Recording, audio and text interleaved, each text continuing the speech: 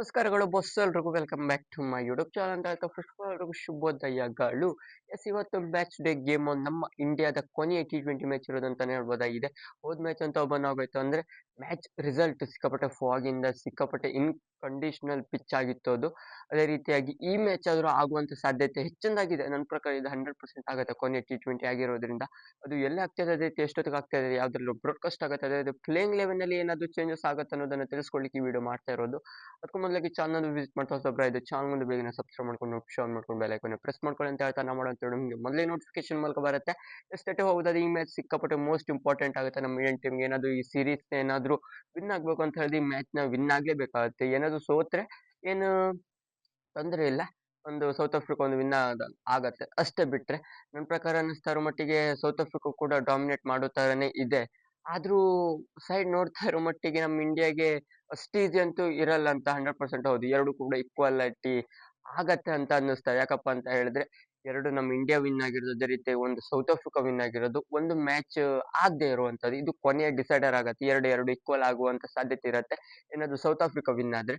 ಅದೇ ರೀತಿಯಾಗಿ ಎಲ್ಲ ಆಗ್ತಾ ಇರೋ ಅಂತ ಕೇಳೋದಾದ್ರೆ ಪಿಚ್ ರಿಪೋರ್ಟ್ಸ್ ಕಡೆ ಹೋಗೋದಾದ್ರೆ ಎಸ್ ಇವತ್ತು ನರೇಂದ್ರ ಮೋದಿ ಸ್ಟೇಡಿಯಂ ಅಹಮದಾಬಾದ್ ಅಲ್ಲಿ ಆಗ್ತಿರುವಂತದ್ದು ಗುಜರಾತ್ ಅಂದು.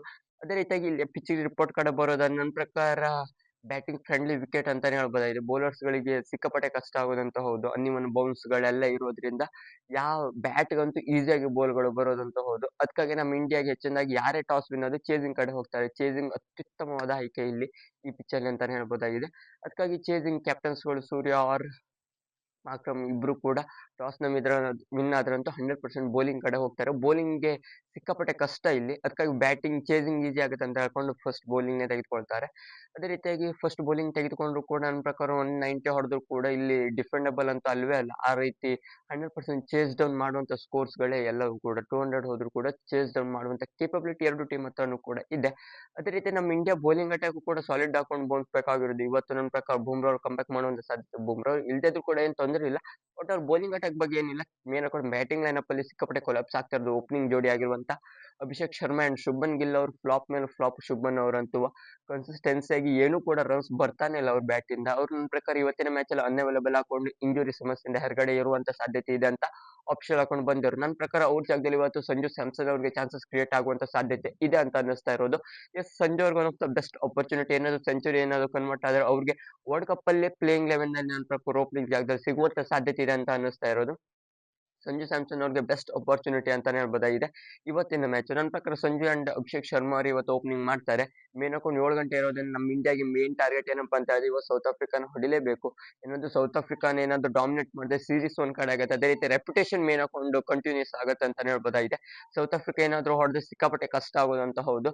ಮೇನ್ ಹಾಕೊಂಡು ಆ ಮ್ಯಾಚ್ ಒಂದು ಬ್ಯಾನ್ ಆಗೋಯ್ತಲ್ಲ, ಅದಕ್ಕಾಗಿ ಸಿಕ್ಕಾಪಟ್ಟೆ ಟ್ರಬಲ್ ಆಗ್ತಾ ಇರೋದು. ಇಲ್ಲ ಅಂತ ಹೇಳಿದ್ರೆ ನಮ್ಮ ಇಂಡಿಯಾ ಡಾಮಿನೇಟ್ ಮಾಡ್ತಾ ಇತ್ತು ಅಂತಾನೆ ಹೇಳ್ಬೋದಾಗಿದೆ. ಅದಕ್ಕಾಗಿ ಈ ಮ್ಯಾಚ್ ಮೋಸ್ಟ್ ಇಂಪಾರ್ಟೆಂಟ್ ಆಗುತ್ತೆ ನರೇಂದ್ರ ಮೋದಿ ಸ್ಟೇಡಿಯಂ ಅಲ್ಲಿ. ಅಂತೂ ಚೇಸಿಂಗ್ ಅಂತೂ ತೆಗೆದುಕೊಳ್ತಾರೆ. ಫಸ್ಟ್ ಬ್ಯಾಟಿಂಗ್ ಆಟ 180 190 ಹೊಡುವಂತ ಎವರೇಜ್ ಸ್ಕೋರ್ ಇರೋದು. ಚೇಸ್ ಡೇಬಲ್ ಸ್ಕೋರ್ 200 ಹೊಡೆದ್ರು ಕೂಡ ಚೇಸ್ ಡೇಬಲ್ ಸ್ಕೋರ್ ಅಂತಾನೆ ಹೇಳ್ಬೋದು. ಎರಡು ಟೀಮ್ಸ್ ಗಳು ಕೂಡ ಅಷ್ಟೇ ಸ್ಟ್ರಾಂಗ್ ಹಾಕೊಂಡಿರೋದು.